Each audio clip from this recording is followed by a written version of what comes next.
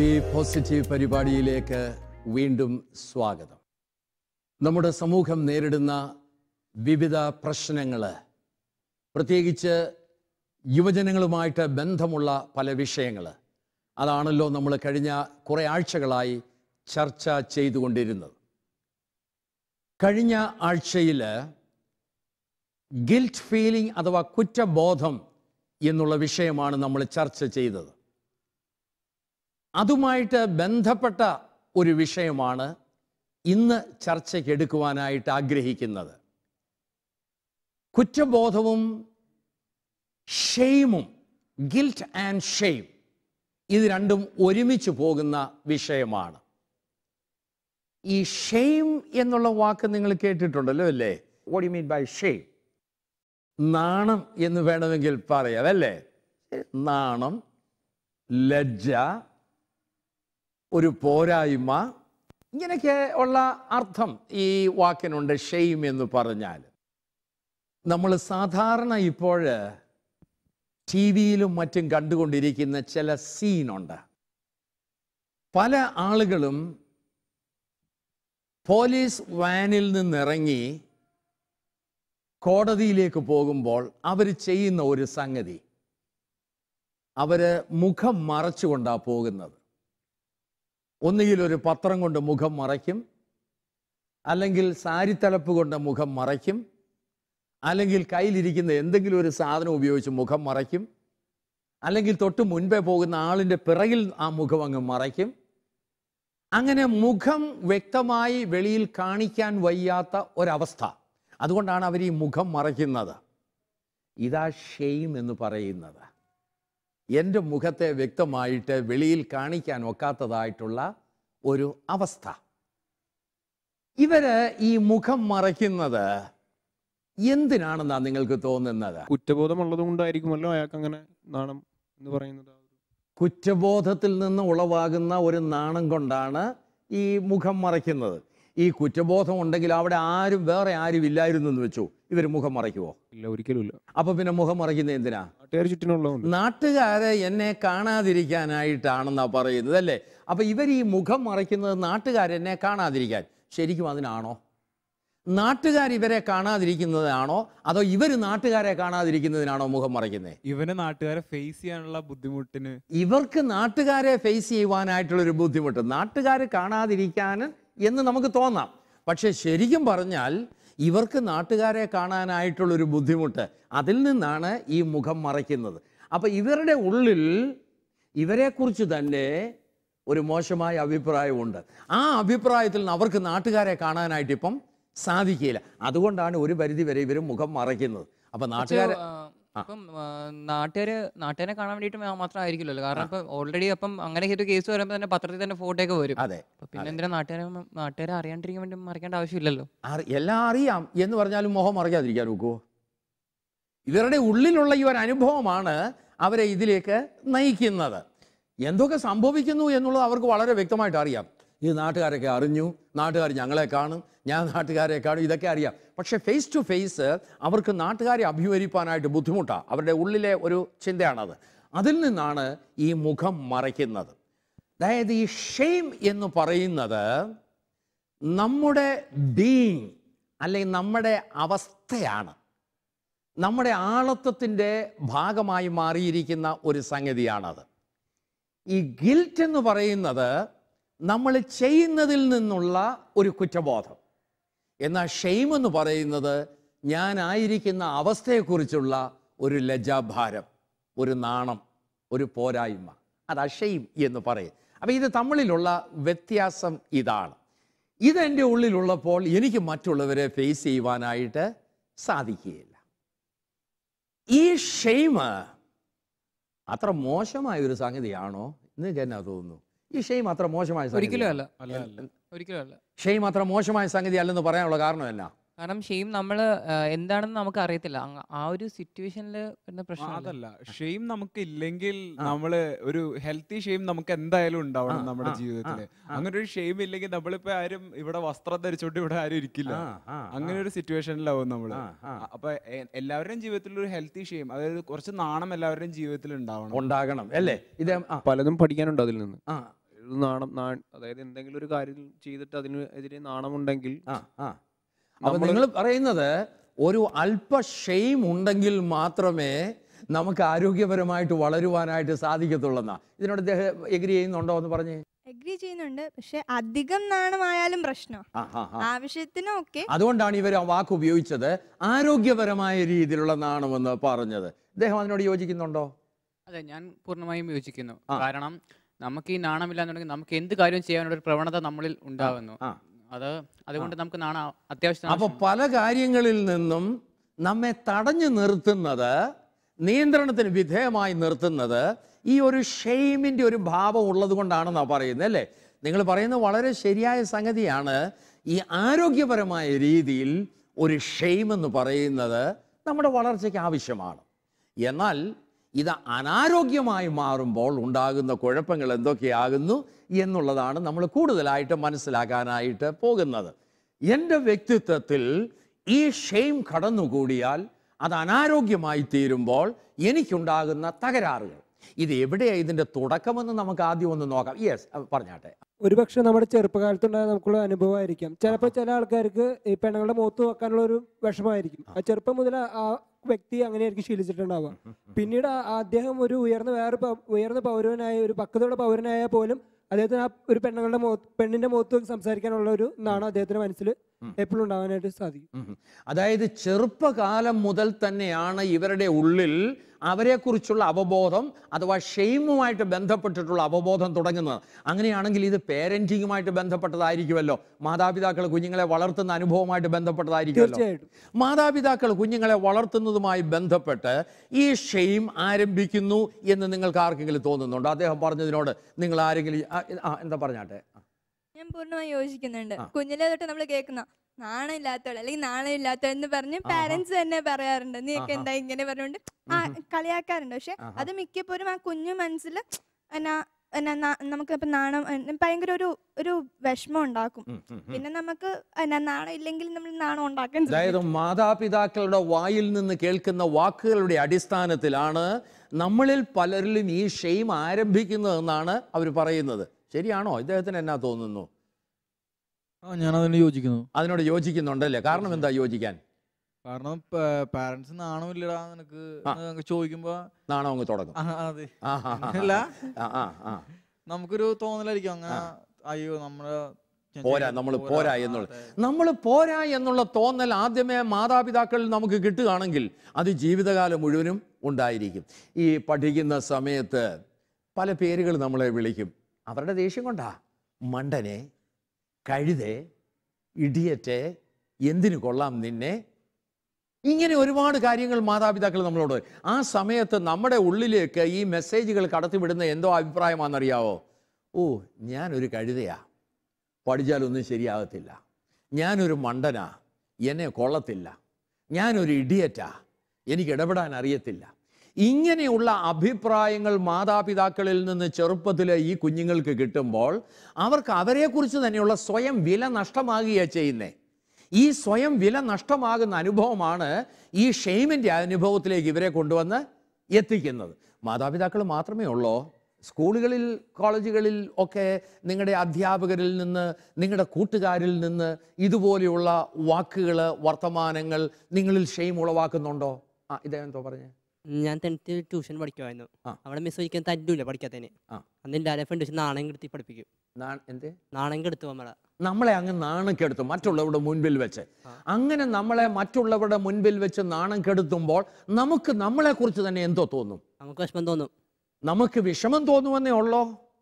അതെല്ലാം നാണം തോന്നും. ഓൾറെഡി ഞാൻ നാണം കെട്ടവനായി പോയി എന്ന് എൻ്റെ മനസ്സ് എന്നോട് പറയും. മറ്റുള്ളവരുടെ മുൻപിൽ വെച്ച് 2 അടി കിട്ടിയാൽ അതിന് ഇത്രയും വേദനയില്ല. എന്നാൽ മറ്റുള്ളവരുടെ മുൻപിൽ വെച്ച് നമ്മളെ നാണം കെടുത്തിയാൽ അത് എന്തൊരു വേദനയാണെന്നറിയാവോ? നിങ്ങൾ നിങ്ങളുടെ കൂട്ടുകാരെ പൊതുരംഗത്ത് വെച്ച് ഇതുപോലെ എന്തെങ്കിലും വാക്കുകൾ പറഞ്ഞ് അവരെ നാണം കെടുത്താറുണ്ടോ? നമ്മൾ സാധാരണ ചെയ്യാറാണ്. അതായത് എങ്ങനെയെങ്കിലും ഒരു പാളിച്ച ഒരാൾക്ക് സംഭവിച്ചു കഴിഞ്ഞാൽ നമ്മൾ ഉടനെ തന്നെ അദ്ദേഹത്തിന് ഒരു കളിപ്പേരിടും. പിന്നെ അദ്ദേഹത്തിന്റെ ആ പേരിനുള്ള വില നമ്മൾ കൊടുക്കില്ല. പിന്നെ കളിപ്പേരിനാണ് നമ്മൾ വില കൊടുക്കുക. പിന്നെ അദ്ദേഹത്തെ നമ്മൾ എവിടെ കണ്ടാലും നമ്മൾ ആദ്യം ഓർക്കുന്നത് ആ കളിപ്പേരിന്റെ പേരിലായിരിക്കും ഓർക്കാൻ സാധ്യത. കൂട്ടുകാരെല്ലാം പരസ്പരം അറിയുന്നത് അവരുടെ ശരിയായ പേരിലല്ല. അവർക്കൊരു കളിപ്പേര് നമ്മൾ കൊടുക്കും. തൃപ്പേരെന്നൊക്കെ ചിലടത്ത് പറയും, കളിപ്പേരോ തൃപ്പേരോ കൊടുക്കും. അതിലൂടെ അവൻ്റെ വ്യക്തിത്വത്തെ ഹർട്ട് ചെയ്യത്തക്ക രീതിയിൽ നമ്മൾ കമൻറ്റുകൾ ഇങ്ങനെ പാസ്സാക്കിക്കൊണ്ടിരിക്കും. നിങ്ങൾ കളിപ്പേരുകൾ മറ്റുള്ളവരെ വിളിക്കുമ്പോൾ അവരുടെ വ്യക്തിത്വം എന്തുമാത്രം മുറിവേറ്റതാകുന്നു എന്ന് നിങ്ങൾക്ക് ബോധ്യം വന്നിട്ടുണ്ടോ? നിങ്ങൾ മറ്റുള്ളവരെ ഏതെങ്കിലും കാര്യത്തിന് പൊതുസ്ഥലത്ത് വെച്ച് കളിയാക്കുമ്പോൾ എന്തുമാത്രം അവർ മുറിവേറ്റവരാകുന്നു എന്ന് നിങ്ങൾ ബോധ്യപ്പെടുന്നുണ്ടോ? ഇത് ബോധ്യപ്പെടണം. നിങ്ങളുടെ വാക്കുകൾ കൊണ്ട് നിങ്ങളുടെ കൂട്ടുകാർ എത്രയോ പേര് മുറിവേറ്റവരാകുന്നു. മാതാപിതാക്കൾ മാത്രമല്ല, അധ്യാപകർ മാത്രമല്ല, നിങ്ങൾ പരസ്പരം അങ്ങോട്ടും ഇങ്ങോട്ടും ഈ ഷെയിം മറ്റുള്ളവരിൽ വളർത്തുവാൻ തക്കവണ്ണം മുഖാന്തരമായിട്ട് തീരുന്നു എന്നുള്ള വസ്തുത നമ്മൾ ഓർക്കണം. ഒരിക്കൽ ഒരു പെൺകുട്ടി, അവിടെ മൂക്ക് വളരെ പതിഞ്ഞ മൂക്ക എന്നാണ് അവൾ ധരിച്ചത്.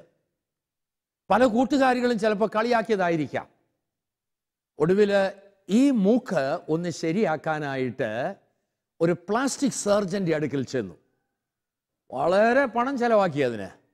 ഈ മൂക്ക് നീളമുള്ള മൂക്കാക്കി നേരെയുള്ള മൂക്കാക്കി മാറ്റി.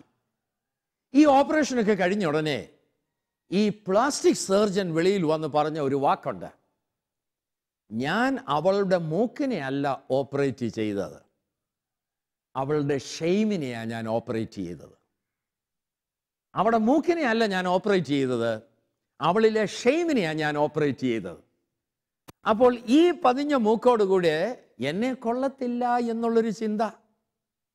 അപ്പോൾ അവിടെ ആ ചിന്തയാണ് ഡോക്ടർ ഓപ്പറേറ്റ് ചെയ്തത്. ഇപ്പോൾ എന്നെ കൊള്ളാം എന്നുള്ളൊരു ചിന്ത. എങ്ങനെയൊക്കെയോ എവിടെ നിന്നൊക്കെയോ നമുക്ക് കിട്ടുന്ന പല ധാരണകൾ. ഇതുപോലെ ഒരു ഉദാഹരണം ഞാൻ ഓർക്കുന്നുണ്ട്. ക്ലാസ്സിൽ ഒരു അധ്യാപകൻ ഒരു കുട്ടിയുടെ ഹാൻഡ് റൈറ്റിങ്, കൈയക്ഷരം നോക്കിയിട്ട് പറഞ്ഞു, ഇത് ഭേദം നീ എഴുതാതിരിക്കുന്നതാടാ, ആർക്കും വായിക്കാൻ ഒക്കുന്നില്ല, വളരെ മോശമായൊരു കൈയക്ഷരമാണ്, നീ എഴുതാതിരിക്കുന്നതാണ് നല്ലത്. അന്ന് അവൻ എഴുത്ത് നിർത്തി. എഴുത്ത് നിർത്തിയെന്ന് പറയാൻ വളരെ ബ്രില്യൻ്റ് ആയിട്ടുള്ളൊരു പയ്യനാണ്. അവന് പിന്നീട് എഴുതാനായിട്ട് അവൻ്റെ കൈ ചലിക്കുകയില്ല. അവന് വേണ്ട രീതിയിൽ ഭംഗിയായിട്ട് എഴുതാൻ ഒക്കുന്നില്ല. അവൻ്റെ വ്യക്തിത്വം മുറിവേറ്റതായി. ഈ കൈയക്ഷരത്തോടുകൂടെ ഞാൻ കൊള്ളാത്തവനായി മാറി, എന്നെ കൊള്ളത്തില്ല. ഇങ്ങനെയുള്ള മെസ്സേജുകൾ പല സ്ഥലത്തു നിന്ന് നമുക്ക് ലഭിക്കും. പേരൻസിൽ നിന്ന്, ടീച്ചേഴ്സിൽ നിന്ന്, കൂട്ടുകാരിൽ നിന്ന്. ഈ മെസ്സേജുകൾ ഉള്ളിൽ വന്നു കഴിഞ്ഞാൽ ഈ ഷെയിം നമ്മളിൽ വളരുവാനായിട്ടിടയാകും. ഇങ്ങനെ വളർന്നാൽ ഇതിൻ്റെ പ്രധാന ഒരു അനന്തരഫലമെന്ന് പറയുന്നത് ലോ സെൽഫ് എസ്റ്റീം എന്ന് പറയും. സെൽഫ് എസ്റ്റീം എന്ന് പറഞ്ഞാൽ എന്താണെന്ന് നിങ്ങൾക്ക് അറിയാമോ? സെൽഫ് എസ്റ്റീം എന്നുള്ള വാക്ക് നിങ്ങൾ കേട്ടിട്ടുണ്ടോ? സെൽഫ് എസ്റ്റീം, യെസ്, എന്തുവാ ലോ സെൽഫ് എസ്റ്റീം എന്ന് പറഞ്ഞാൽ? നമുക്ക് നമ്മുടെ വ്യക്തിത്വത്തെ കുറിച്ചൊരു വിലയുണ്ട്. ആ വില നമ്മൾ എന്താ പറയുക, ഇങ്ങനത്തെ ഒരു സാഹചര്യം വരുമ്പോൾ നഷ്ടപ്പെട്ടു പോകും. നമുക്ക് നമ്മളെ കുറിച്ചുള്ളൊരു വില, അതായത് how do you feel about your self, ഞാൻ എന്നെക്കുറിച്ച് എങ്ങനെ ഫീൽ ചെയ്യുന്നു, ആ ഫീലിംഗ് ആണ് നമ്മുടെ എസ്റ്റീം എന്ന് പറയുന്നത്. അപ്പോൾ നമ്മുടെ സെൽഫ് എസ്റ്റീം എന്ന് പറയുന്നത് അതാണ് നമ്മളെ നമ്മളാക്കുന്നത്. ഈ സ്വയം വിലയില്ലാത്ത ഒരാൾക്ക് എന്തെങ്കിലും ആത്മവിശ്വാസത്തോടെ ചെയ്യാൻ ഒക്കുമോ? നിങ്ങളുടെ സ്വയം വില നഷ്ടപ്പെടുമ്പോൾ അതെന്തുവാ നിങ്ങളിൽ അനന്തര ഫലം ഉണ്ടാക്കുന്നത്? ഒന്ന് പറയാമോ? ഈ സ്വയം വില നഷ്ടപ്പെടുമ്പോൾ ഇദ്ദേഹത്തിനൊന്ന് പറയാമോ? സ്വയം വില നഷ്ടപ്പെടുമ്പോൾ അനന്തര ഫലം എന്താണ് അതിൽ നിന്നുണ്ടാകുന്നത്? ആത്മവിശ്വാസം ഇല്ലാതെ വരും. അതെ, ആത്മവിശ്വാസം നഷ്ടപ്പെടുക. ആ നഷ്ടപ്പെടുമ്പോൾ നമ്മളെ അത് എങ്ങനെയാ ബാധിക്കുന്നത്? മറ്റുള്ളവരുമായിട്ട് ഇടപെടാൻ ഒരു ബുദ്ധിമുട്ടുണ്ട്. വളരെ പ്രധാനപ്പെട്ട ഒരു സംഗതിയാണ്. മറ്റുള്ളവരുമായിട്ട് ഇടപെടാനായിട്ട് ബുദ്ധിമുട്ട് വരും. അങ്ങനെ ഇടപെടാൻ ബുദ്ധിമുട്ടുണ്ടാകുമ്പോൾ നമ്മൾ എന്താ ചെയ്യുന്നത്? നമ്മൾ അവിടെ നിന്ന് ഒഴിഞ്ഞു നിൽക്കും, മാറി നിൽക്കാനായിട്ട് നമ്മൾ ശ്രമിക്കും. അതായത് റിലേഷൻഷിപ്പ് അവിടെ നമുക്ക് നഷ്ടമായി. സെൽഫ് എസ്റ്റീം നഷ്ടമാകുന്ന അവസ്ഥയിൽ, അഥവാ ഷെയിം നമ്മളെ നെഗറ്റീവായിട്ട് ബാധിച്ച അവസ്ഥയിൽ നമുക്ക് ഏറ്റവും പരിതാപകരമായ ഒരു അനുഭവം എന്ന് പറയുന്നത് എന്താണെന്നറിയാവോ? നമ്മുടെ റിലേഷൻഷിപ്പ് നമുക്ക് നഷ്ടമാകുന്നു എന്നുള്ളതാണ്. അക്സെപ്റ്റൻസ് നമുക്ക് കിട്ടത്തില്ല. അപ്പോൾ അങ്ങനെയുള്ളവരുടെ മനസ്സിലൊരു ചിന്തയുണ്ടാകും, ഓ ഞാൻ പോരാ, ഞാൻ ചെന്നാൽ അവിടെ എന്നെ ഇവർ വേണ്ട രീതിയിൽ അംഗീകരിക്കത്തില്ല, ഞാൻ ചെന്നാൽ അവിടെ ഒരു വില എനിക്ക് ഇല്ല. ആ ചിന്തയിൽ നിന്ന് നമ്മളിങ്ങനെ ഒറ്റപ്പെടുവാനായിട്ട് ഇപ്പോൾ ഈ കാലഘട്ടത്തിൽ നമ്മൾ അങ്ങനെ ഒറ്റപ്പെടുന്നത് കൊണ്ട് ഭാവിയിൽ എന്തെങ്കിലും ദോഷമുണ്ടാകാമോ? നമ്മൾക്കൊരു ആക്സെപ്റ്റൻസ് കിട്ടത്തില്ല, സമൂഹത്തിൽ നിന്ന് നമ്മൾ മാറി നിൽക്കുക. അത് ഭാവിയിൽ എങ്ങനെയാ നമുക്ക് ദോഷം വരുന്നത്? എങ്ങനെയാ? നമുക്കിപ്പോ ഒരു ആവശ്യം വരുമ്പോ ഒരു ഫ്രണ്ടായിട്ട് ഷെയർ ചെയ്യാനൊന്നും കാണത്തില്ല. നമുക്കൊരു ഫ്രണ്ട്ഷിപ്പ് ഉണ്ടാകാതെ വരുമ്പോൾ നമ്മുടെ ആവശ്യത്തിൽ നമ്മെ സഹായിക്കാനായിട്ട് ഒരു ഫ്രണ്ട് നമുക്ക് കാണത്തില്ല. മാത്രമല്ല ഒരു ഫ്രണ്ടിൻ്റെ സഹായം നമ്മളോട്ട് തേടത്തുമില്ല. അങ്ങനെയുള്ളതാണ്. അപ്പോൾ റിലേഷൻഷിപ്പ് നഷ്ടമാകുക എന്ന് പറയുന്നത് നമ്മുടെ ഭാവിയെ ബാധിക്കുന്ന ഒരു സംഗതി കൂടിയാണ്.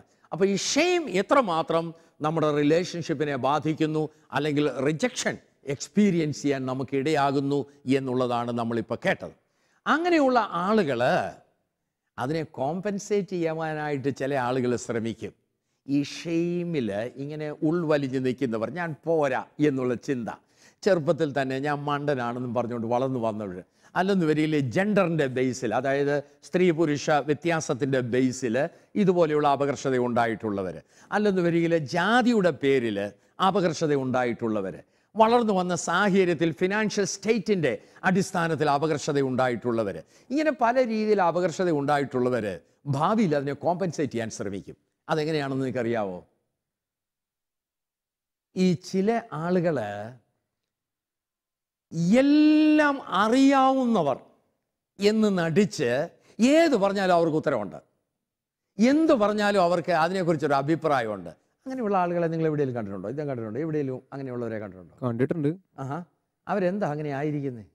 ആകാനുള്ള കാരണം എന്നാ?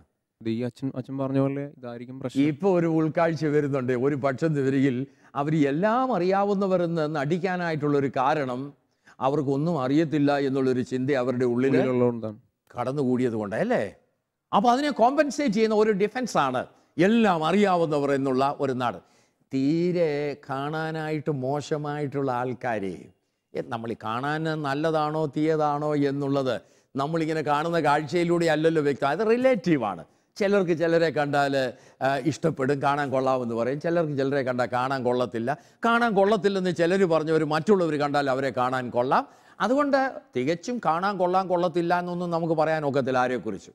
എന്നാൽ സ്വയം കാണാൻ കൊള്ളത്തില്ല, എന്നെ ഞാൻ പോരാ എന്നുള്ളവരുണ്ടല്ലോ, അവർ കാണാൻ കൊള്ളാം എന്നെ എന്നുള്ളത് കാണിക്കാനായിട്ട് വളരെ ഗോഡിയായിട്ടുള്ള ഡ്രസ്സ്, കളർഫുള്ളായിട്ടുള്ള ഡ്രസ്സ്, ഒരുപാട് ആഭരണങ്ങൾ വാരി വലിച്ചിടും. അവരിട്ടിട്ട് ഞാൻ കൊള്ളാം എന്ന് സ്വയം അഭിമാനിച്ച് പ്രൊജക്റ്റ് ചെയ്യാനായിട്ട് അവർ ശ്രമിക്കും. അവരുടെ ഉള്ളിൽ എന്തായിരിക്കും എന്നറിയാവോ? ഞാൻ പോരാ. അതിനെ കോമ്പൻസേറ്റ് ചെയ്യുക. മറ്റു ചില ആളുകൾ ഞാൻ പോരാ എന്നുള്ള ചിന്തയുള്ളവർ പ്രായമൊക്കെ ആകുന്നോണ്ട് ഒരു വലിയ വീടുകളൊക്കെ പണിയും. ഒരാൾക്ക് താമസിക്കാനായിട്ട് 2-3 മുറികളൊക്കെ ധാരാളം മതിയല്ലോ. എന്നാൽ ഇത് പോരാ, 5, 8, 10 മുറികളുള്ള വലിയ വീടുകൾ പണിയും. വലിയ വീടുകൾ പണിതിട്ട് അതിനകത്ത് ഷെയിമോടുകൂടെ തന്നെ ഇവരവിടെ ജീവിക്കും. വലിയ പ്രൊജക്ഷനാണ്. വലിയ വീടുകളിലൂടെ എൻ്റെ ഷെയിം മാറ്റിയെടുക്കാനുള്ളൊരു ചിന്തയാണ്. പക്ഷെ ആ വലിയ വീട്ടിനകത്തും ഷെയിമോട് കൂടിയാണ് ഇവർ ജീവിക്കുന്നത്. അപ്പോൾ ഉള്ളിൽ ഷെയിം ഉണ്ടെങ്കിൽ നമ്മൾ ഇതിനെ ഡിഫെൻഡ് ചെയ്യും. നമ്മൾ മാസ്ക് ഇടും. ചിലപ്പോൾ മുഖത്തൊരു മാസ്ക് ഇട്ടിട്ട്, മുഖം മൂടി ഇട്ടിട്ട് ഞാൻ എന്താണോ അതല്ലാത്ത രീതിയിൽ ഞാൻ പലപ്പോഴും പ്രവർത്തിക്കും. അങ്ങനെ പ്രവർത്തിച്ചിട്ട് എൻ്റെ ഷെയിമിനെ ഞാൻ ഡിഫെൻഡ് ചെയ്യുവാനായിട്ട് ശ്രമിക്കും. അത് വളരെ അപകടകരമായിട്ട് അവസ്ഥയാണ്. അതുകൊണ്ടൊന്നും നമ്മുടെ ഷെയിം മാറത്തില്ല. അതുകൊണ്ട് നമ്മുടെ സെൽഫ് എസ്റ്റീം വർദ്ധിക്കത്തില്ല. പിന്നെ എന്താ ഈ ഷെയിം മാറുവാനായിട്ടുള്ള മാർഗം എന്നാ? എങ്ങനെ ഇതിനെ പരിഹരിക്കാനായിട്ട് സാധിക്കുന്നത്? ഞാൻ ആദ്യമേ നിങ്ങളോട് പറഞ്ഞു, ഗിൽറ്റ് എന്ന് പറയുന്നത് ചെയ്ത തെറ്റിനെക്കുറിച്ചുള്ള അനുതാപമാണ്. ഷെയിം എന്ന് പറയുന്നത് നിങ്ങളുടെ വ്യക്തിത്വത്തിൽ നിങ്ങൾക്കുണ്ടാകുന്ന ഒരു അപകർഷതയാണ്. ഇത് ചിലപ്പോൾ കമ്പാരിസണിലൂടെ ഉണ്ടാകുന്നേ, ചിലപ്പോൾ മറ്റുള്ളവരിൽ നിന്ന് കേട്ടുണ്ടാകുന്ന ഒരു അപകർഷത. ഇറ്റ്സ് അബൌട്ട് യുവർ ബീയിങ്, നിങ്ങളായിരിക്കുന്ന അവസ്ഥയാണ്. ആ അവസ്ഥയാണെങ്കിൽ അത് മാറണേ നിങ്ങൾ എന്ത് ചെയ്യണം? ഒന്ന് പറയാമോ നിങ്ങൾക്ക്? അനുഭവത്തിൽ നിന്ന് തന്നെ മാറ്റാൻ ശ്രമിക്കണം. അല്ല, മാറ്റാനായിട്ട് ശ്രമിക്കും തോറും ചിലപ്പോൾ എൻ്റെ ഷെയിം കൂടും. ഇത് എൻ്റെ ഇപ്പം ഞാൻ ആയിരിക്കുന്ന ഇതാണ് എൻ്റെ അവസ്ഥ എന്നുള്ളത് മനസ്സിലാക്കിയാൽ നമ്മൾ എന്ത് ചെയ്യും? ആ അവസ്ഥയെ അംഗീകരിക്കുമോ നിഷേധിക്കുമോ? ആ അവസ്ഥയെ അംഗീകരിക്കുന്നതാണ് ഇതിൻ്റെ ആദ്യത്തെ പടി എന്ന് പറയുന്നത്. ആ അവസ്ഥയെ അംഗീകരിച്ചു കഴിഞ്ഞാൽ രണ്ടാമത്തെ പടി എന്ന് പറയുന്നത് you start accepting your self. Shame എന്ന് പറയുന്നിടത്ത് അതിൻ്റെ മറുമരുന്നെന്ന് പറയുന്നത് അക്സെപ്റ്റൻസ് ആണ്. Once you start accepting yourself, you start dealing with your shame. അപ്പം ഞാൻ എന്നെ തന്നെ അംഗീകരിക്കണം. അങ്ങനെ അംഗീകരിച്ച് കഴിയുമ്പോഴാണ് നമുക്ക് സെൽഫ് എസ്റ്റീം ഉണ്ടാകുന്നത്. ഞാൻ വിലയുള്ളവനാണ്, ദൈവം എന്നെ സൃഷ്ടിച്ചത് വിലയുള്ളവനായിട്ടാണ്, ഞാൻ കഴിവുള്ളവനായിട്ടാണ്, ദൈവം എനിക്ക് കഴിവുകൾ തന്നിട്ടുണ്ട്. അങ്ങനെ സ്വയം നമ്മളെ അംഗീകരിച്ച് കഴിയുമ്പോൾ നമുക്ക് മറ്റുള്ളവരെ അംഗീകരിക്കാനായി സാധിക്കും. മറ്റുള്ളവരെ അംഗീകരിക്കുമ്പോൾ അവരുമായിട്ട് നമ്മൾ റിലേറ്റ് ചെയ്യും. അങ്ങനെ റിലേറ്റ് ചെയ്യുമ്പോഴാണ് ഇദ്ദേഹം പറഞ്ഞ ആ ബന്ധത്തിലേക്ക് നമ്മൾ വരുന്നത്. അപ്പോൾ ഷെയിമിനെ നമ്മൾ ഡീൽ ചെയ്ത് കഴിയുമ്പോൾ നമ്മളെ തന്നെ നമ്മൾ അംഗീകരിക്കും, നമ്മൾ മറ്റുള്ളവരെ അംഗീകരിക്കും. നമ്മളെ അംഗീകരിച്ച ഒരു ദൈവമുണ്ടെങ്കിൽ നമുക്ക് നമ്മളെ അംഗീകരിക്കാനുള്ള ബുദ്ധിമുട്ടെന്നാ? നിങ്ങളെ ഇങ്ങനെ സൃഷ്ടിച്ച ദൈവം ഒരു പ്രത്യേക ഉദ്ദേശത്തോടെ ഇങ്ങനെ സൃഷ്ടിച്ചെങ്കിൽ അത് അംഗീകരിക്കാനുള്ള ബുദ്ധിമുട്ട് എന്താ നിങ്ങൾക്ക്? അങ്ങനെ അംഗീകരിക്കാതെ ഷെയിമിൽ കഴിയണമെന്നാണോ ആഗ്രഹം? അപ്പോൾ ദൈവം ഇല്ല എന്നുള്ളത് വിശ്വസിക്കുന്നവരെ ദൈവം ഇല്ലാത്തവരും അവർക്ക് അവരെ അംഗീകരിക്കാനായിട്ട് സാധിക്കത്തില്ലേ? സൊസൈറ്റിയുടെ അംഗീകാരത്തിനാണ് അവർ പ്രാധാന്യം കൊടുക്കുന്നത്. ദൈവത്തിന്റെ സ്ഥാനത്തിന് പകരം സൊസൈറ്റിയാ. അപ്പൊ സൊസൈറ്റിയുടെ അംഗീകാരം അവർക്ക് കിട്ടണ്ടേ? അപ്പൊ അവർ അംഗീകരിക്കണ്ടേ? പക്ഷെ ചില സന്ദർഭങ്ങളിലൊക്കെ നമ്മൾ സൊസൈറ്റിയുടെ അംഗീകാരം ആവശ്യമില്ലേ? ഇപ്പോൾ നമ്മളിപ്പോ ഒരു നല്ല കാണാൻ കൊള്ളാവുന്ന ഒരാളും കാണാൻ ഭംഗി കുറവ് ഒരാളും വന്ന് നിൽക്കുകയാണ് ഒരു ഇന്റർവ്യൂവിന്. അപ്പോൾ ആ ഇന്റർവ്യൂ നടത്തുന്ന ആളുകൾ എന്തായാലും കാണാൻ കൊള്ളാവുന്ന ആൾക്ക് നല്ല മിടുക്കുണ്ടെങ്കിൽ ഈ സെയിം മിടുക്കാണ് രണ്ടുപേർക്കുള്ളെങ്കിൽ കാണാൻ കൊള്ളാവുന്ന ആളല്ലേ സെലക്ട് ചെയ്യും. അത് വളരെ തെറ്റായിട്ടുള്ള ഒരു അഭിപ്രായമാണ്. കാരണം ഇന്റർവ്യൂവിന് ചെല്ലുമ്പോൾ കാണാൻ കൊള്ളാം എന്നുള്ളത് നിശ്ചയിക്കുന്നത് നിങ്ങളുടെ സ്മാർട്ട്നെസ്സിനെ ആശ്രയിച്ച, മുഖത്തിൻ്റെ ഷേപ്പിനെ ആശ്രയിച്ചല്ല, നിങ്ങളുടെ നിറത്തെ ആശ്രയിച്ചല്ല. നിങ്ങളുടെ സ്മാർട്ട്നെസ്, നിങ്ങളുടെ വ്യക്തിത്വത്തിലൂടെ പ്രകടമാകുന്നതായുള്ള ആ അനുഭവത്തെയാണ് ഇന്റർവ്യൂ ബോർഡ് അംഗീകരിക്കുന്നത്. അതിനെ ബേസ് ചെയ്താണ് നിങ്ങൾക്ക് അംഗീകാരം കിട്ടുന്നത്. ആ സ്മാർട്ട്നെസ് നിങ്ങൾക്ക് വേണമെങ്കിൽ ഷെയിമിനെ ഡീൽ ചെയ്തേ ഒക്കത്തുള്ളൂ. ഷെയിമിനെ ഡീൽ ചെയ്യുമ്പോൾ നിങ്ങളെ അക്സെപ്റ്റ് ചെയ്യുമ്പോഴാണ് ഈ സ്മാർട്ട്നെസ് വെളിയിലേക്ക് വരുന്നത്. അവിടെയാണ് നിങ്ങൾക്ക് വളരുവാനായിട്ട് സാധിക്കുന്നത്. ദൈവം അംഗീകരിച്ച നിങ്ങളും അംഗീകരിക്കണം, നിങ്ങൾ മറ്റുള്ളവരെ അംഗീകരിക്കണം. അപ്പോൾ ബന്ധങ്ങളിലൂടെ ആത്മവിശ്വാസത്തോടെ നമുക്ക് വളരുവാനായിട്ട് സാധിക്കും. ബി പോസിറ്റീവിൻ്റെ ഈ എപ്പിസോഡ് ഇവിടെ അവസാനിക്കുന്നു. ഇതിനെക്കുറിച്ചുള്ള നിങ്ങളുടെ അഭിപ്രായങ്ങൾ അറിയുന്നതിൽ ഞങ്ങൾക്ക് സന്തോഷമുണ്ട്. നിങ്ങളുടെ അഭിപ്രായങ്ങൾ എഴുതി അറിയിക്കേണ്ടുന്ന വിലാസം: the producer, B positive, Shalom TV, Peruvannamuzhi, Kozhikode. ഇനിയും വീണ്ടും കണ്ടുമുട്ടും വരെയും എല്ലാവിധ മംഗളങ്ങളും എല്ലാവർക്കും ആശംസിക്കുന്നു. B positive.